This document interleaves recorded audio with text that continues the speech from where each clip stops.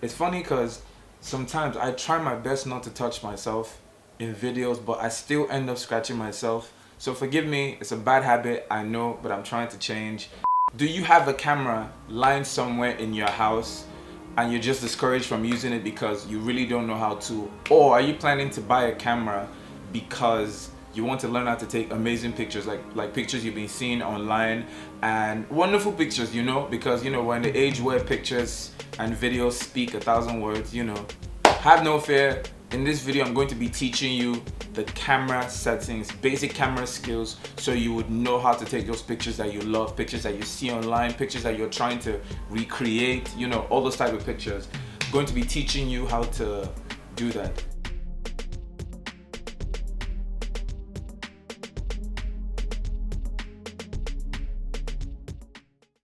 You are welcome back to my YouTube channel. I am Bobby Igbo, musician, audio and visual artist. You're welcome back to my YouTube channel. So today I'm going to be teaching you the 3 things you need to know about your camera so you can start crushing it, so you can start taking amazing pictures just like the ones you see online, on Instagram, on Pinterest, or the platforms you like to go to see the pictures that you like doing. So without wasting your time, let's jump into it. The 3 things you need to know about your camera is shutter speed, ISO, and aperture. If you want to learn how to understand your camera, these 3 things in the camera control light, how light comes into the camera. So if you understand them, let's just say you're a step closer to taking those amazing pictures that you already want to take.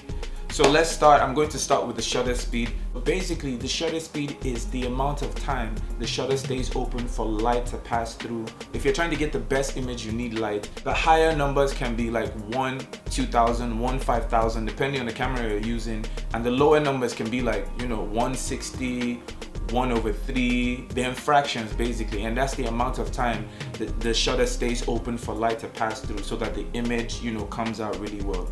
You have to know the type of picture you want to get, so you set your camera accordingly. And I say that because if you're trying to catch a fast motion, or you're trying to freeze an object, for example, maybe a soccer player playing football, or you're basically just trying to freeze a moment, or you're in motion, or you have kids running, it's advised to set your camera to a higher shutter speed, something like 1/300, 1/2000 or higher.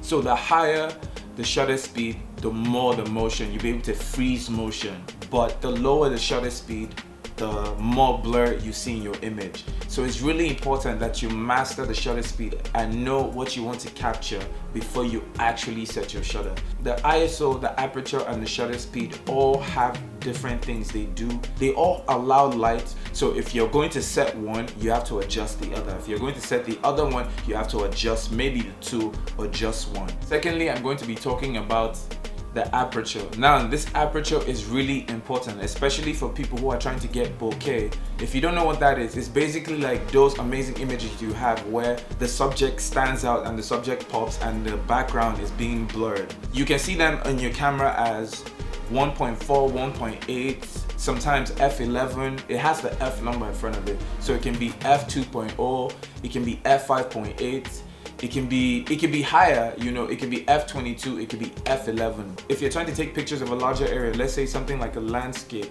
if you want to have a larger area of it in focus, you have to use a smaller aperture. And I feel like I need to explain this. A smaller aperture means a higher number, and a larger aperture means a smaller number. So for example, if you shoot at something like f2.8, that's a large aperture but a small number. If you're trying to get more things in focus, you have to shoot on a higher number, and that's what we call a smaller aperture. ISO is simply a camera setting that brightens or darkens a photo. Let's just call it fake light. The ISO is fake light. If, for example, you're shooting indoors where there's no light and you want your camera to be able to see what you're shooting, the ISO is the setting that you crank up to have more light. And this is very useful, especially if you're trying to take pictures indoors or if you're trying to take pictures at the night time. A disadvantage is the more ISO you add to your camera, the grainier or the more noise you see in your image, and you start to see the image, you start to see, grain. A lot of people don't like taking pictures on high ISOs like ISO 3200 or ISO 4000 or ISO 2000 because it exposes the picture to more grain. It basically makes the picture look more dirty, if that makes any sense. Some cameras you can boost the ISO to like 5000 and not see any noise. While some other cameras you can take it to like 1600 and there'll be so much noise. If you guys master the ISO, the aperture, and the shutter speed, if you know how to use these three things, keeping in mind what I just taught you, you'll be able to take really beautiful images. Once you master the ISO, the shutter speed, and the aperture, it's going to be very easy for you to pick up any camera and know how to use it because you already know what the setting does. And I hope that you have learned something from this video.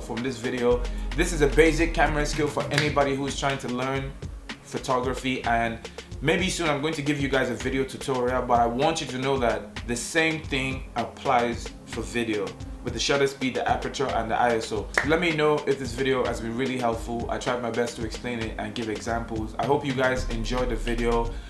Comment in the comment section below if you guys really enjoyed the video and what other tutorial you would like to see me make. So this is where I have to end today's video, and I hope today's video was really helpful for you guys. Let me know if you learned a thing or two. Comment section. I'll see you in the next video.